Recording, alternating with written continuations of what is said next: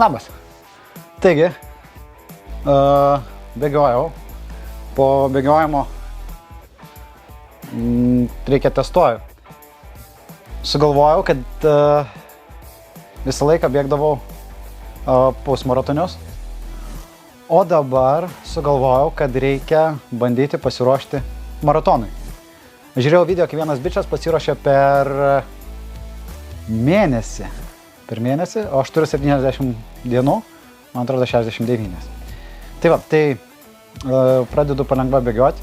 Šios dienos buvo tikslas prasibėgti, kas ten gavos apie 3,5 km, 4, apie 4. Reikia numatuoti, bet oras labai gražus, šeštadienis niekur nevykstu. Skirtas laikas savo, darbeliams, projektams, kuriuos darau, tai tokį laisvą laiko efektyviai išnaudoju ir turiu gerą progą aktyviau pradėti naudoti Oxyfit. Raudonas gėrimas.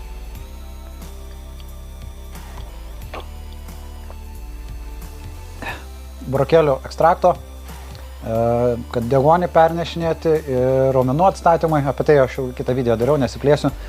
Bet turiu progą pats visą tai testuoti ir žiūrėti, ant kiek skiriasi pokytis, geriant, negeriant, atsistatymo laikas ir panašiai.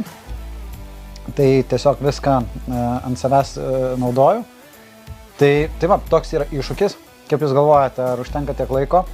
Šiaip dažniausiai pusmaratoniui pasiruošiu per gerą, dabar galvoju, kas ten negaunas, 2 savaitės, 3, kur prasibėgo atitinkamus atstumus, prasididinu, pažiūriu kaip organizmas ir įveikiu.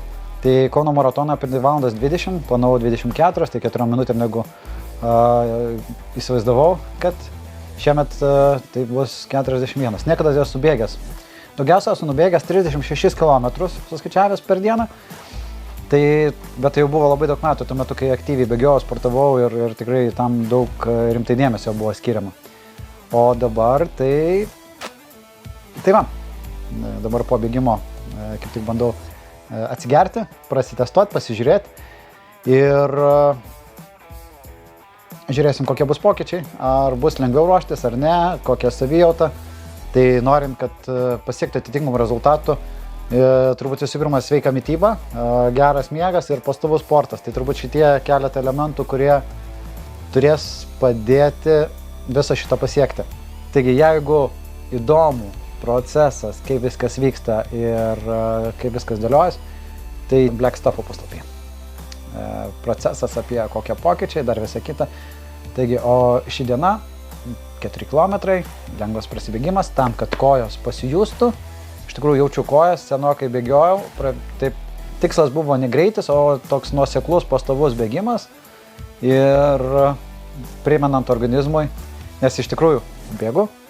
Jaučiu, kad galiu, bet viduj tenai sako, ne, truputį tu neskubėk, pailsėk, prilaikyk tempą, duok suprasti, kas vyksta, nes yra muscle memory, atmintis, kūnas tai žino, kaip tai padaryti visą kitą, bet jo pasirengimas yra prastas, tad toks reikia pripratinti. Tai žiūrėsios, kaip man seksis papildant įvairiam papildomom medžiagom, kad būtų greitesnis, geresnis pasiruošimas. Taigi, sekite procesą, bandysiu kas porą dienų bėgti kas kartą truputėlį didinant atstumus, tai aš įsivaizduoju maždaug po 2 savaičių turėčiau bėgti kas antrą dieną po 10-12 km, jeigu išeis, nes tokios dienos intensyvios, reikės kažkaip susiderinti, bet, kai sakoma, kur yra noras, ten rasi ir kelią. Tad